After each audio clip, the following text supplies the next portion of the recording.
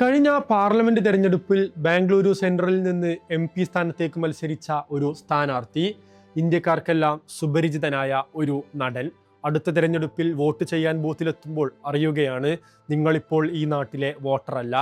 Dear friends, Satyu, I want to share a joke with you.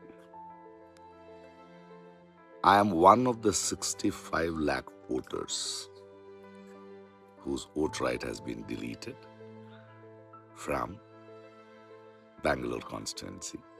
കേൾക്കുമ്പോൾ ചിരി വരാം, പക്ഷേ സംഗതി ചിരിക്കാനല്ല, തലയിൽ കൈവച്ച് ആലോചിക്കാനാണ്. പ്രകാശ് രാജ് ചോദിച്ചതുപോലെ, ഞാൻ ഈ നാട്ടിലെ പൗരനല്ലേ, അതോ നിങ്ങളുടെ ഹിറ്റ് ലിസ്റ്റിലുള്ളത് കൊണ്ട് എൻ്റെ വോട്ട് പോലും നിങ്ങൾ ഭയക്കുന്നുണ്ടോ? ഇത് വെറുമൊരു സാങ്കേതിക തകരാറാണെന്ന് കരുതി തള്ളിക്കളയാൻ വരട്ടെ. ജനാധിപത്യത്തെ വെറുമൊരു കോമഡി ഷോ ആക്കി മാറ്റുന്ന ഇന്ത്യ കണ്ട ഏറ്റവും വലിയ വോട്ട് കൊള്ളയുടെ ഞെട്ടിക്കുന്ന കഥയാണിത്. പ്രകാശ് രാജ് ഒരു പ്രതീകം മാത്രം. അദ്ദേഹത്തെ പോലെ ജനശ്രദ്ധയുള്ള ഒരാൾക്ക് ഇത് സംഭവിച്ചതുകൊണ്ട് വാർത്തയായി. എന്നാൽ വാർത്തയാകാതെ പോകുന്ന ലക്ഷക്കണക്കിന് പ്രകാശ് രാജുമാരുണ്ട് നമ്മുടെ നാട്ടിൽ. കർണാടകയിലും തെലങ്കാനയിലും മഹാരാഷ്ട്രയിലും കേരളത്തിലുമൊക്കെയായി വോട്ടർ പട്ടികയിൽ നിന്ന് ദുരൂഹമായി അപ്രത്യക്ഷമായത് ലക്ഷക്കണക്കിന് വോട്ടർമാരാണ്. ഫ്രെയിം ബൈ ഫ്രെയിം പരിശോധിച്ചാൽ മനസ്സിലാകും, വെട്ടിമാറ്റലുകൾ ഒരു യാദൃശികതയല്ല. പ്രത്യേകിച്ച് കേന്ദ്ര സർക്കാർ നടപ്പിലാക്കുന്ന SIR, അതായത് സ്പെഷ്യൽ ഇൻറ്റൻസീവ് റിവിഷൻ പോലുള്ള വോട്ടർ പട്ടിക പുതുക്കൽ പ്രക്രിയകൾക്കിടയിൽ ആരാണ് യഥാർത്ഥത്തിൽ വോട്ടർ പട്ടികയിൽ നിന്ന് പുറത്താകുന്നത്, ആരാണ് വെട്ടിമാറ്റപ്പെടുന്നത്? ന്യൂനപക്ഷങ്ങൾ, ദളിത് പിന്നാക്ക വിഭാഗങ്ങൾ, ഗ്രാമീണർ, കൃത്യമായ രാഷ്ട്രീയ ബോധമുള്ള പ്രതിപക്ഷ വോട്ടർമാർ.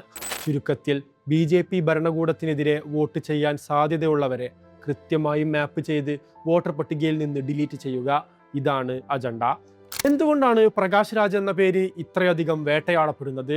അദ്ദേഹം വെറും ഒരു സിനിമാ നടനല്ല, സൗത്ത് ഇന്ത്യയിലെ ഏറ്റവും ഡിമാൻഡുള്ള ഒരു നടൻ. സ്വന്തം കരിയറും സിനിമയിലെ കോടികളുടെ ലാഭവും മാറ്റിവെച്ചാണ് വർഗീയതക്കും ഫാഷിസത്തിനുമെതിരെ അദ്ദേഹം ശബ്ദമുയർത്തുന്നത്. തൻ്റെ പ്രിയ സുഹൃത്ത് ഗൗരി ലങ്കേഷ് കൊല്ലപ്പെട്ടപ്പോൾ മുതൽ അദ്ദേഹം തുടങ്ങിയതാണ് ജസ്റ്റ് ആസ്കിങ് എന്ന ചോദ്യം ചെയ്യൽ. ഭരണകൂടത്തിൻ്റെ മൂക്കിൽ പഞ്ഞിവെപ്പിക്കുന്ന ചോദ്യങ്ങൾ ചോദിക്കുന്ന, ജനങ്ങളെ ബോധവൽക്കരിക്കുന്ന പ്രകാശ് രാജിനെ പോലൊരു വ്യക്തിക്ക് സ്വന്തം മണ്ഡലത്തിൽ വോട്ടില്ലാതെ പോകുന്നുവെങ്കിൽ അതിൻ്റെ സന്ദേശം വ്യക്തമാണ്.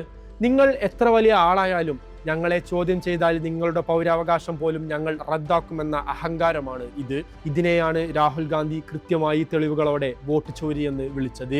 ഇലക്ഷൻ കമ്മീഷന്റെ സിസ്റ്റത്തിൽ കയറി കളിച്ചുകൊണ്ട് മുൻതൂക്കമുള്ള മേഖലകളിൽ നിന്ന് ബൂത്ത് തലത്തിൽ ആസൂത്രിതമായി വോട്ടുകൾ തള്ളിക്കളയുന്നു. വെറുമൊരു രാഷ്ട്രീയ പ്രസ്താവനയല്ല ഇത്, വസ്തുതയാണെന്ന് തെളിയിക്കുന്നതാണ് പ്രകാശ് രാജിന്റെ അനുഭവം. ഇവിടെയാണ് ഇന്ത്യൻ ഭരണഘടന അപമാനിക്കപ്പെടുന്നത്.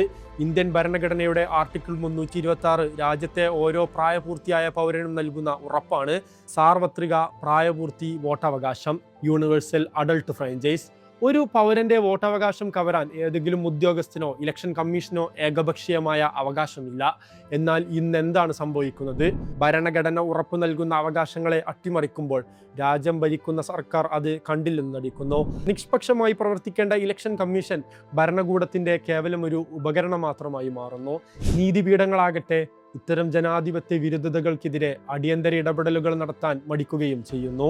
സ്വന്തം മുഖം കൊണ്ട് മാത്രം കോടിക്കണക്കിന് ആളുകളെ സ്വാധീനിക്കാൻ കഴിയുന്ന, ഒരിക്കൽ പാർലമെന്റിലേക്ക് മത്സരിച്ച പ്രകാശ് രാജിനെ പോലൊരു വ്യക്തിയുടെ വോട്ട് പോലും ഒരു സുപ്രഭാതത്തിൽ റദ്ദ് ചെയ്യാൻ അവർക്ക് കഴിയുമെങ്കിൽ ഈ സിസ്റ്റത്തിന് മുന്നിൽ വെറും ഒരു സാധാരണക്കാരനായ നിങ്ങളുടെയോ എൻ്റെയോ വോട്ടിന് എന്ത് വിലയാണുള്ളത്?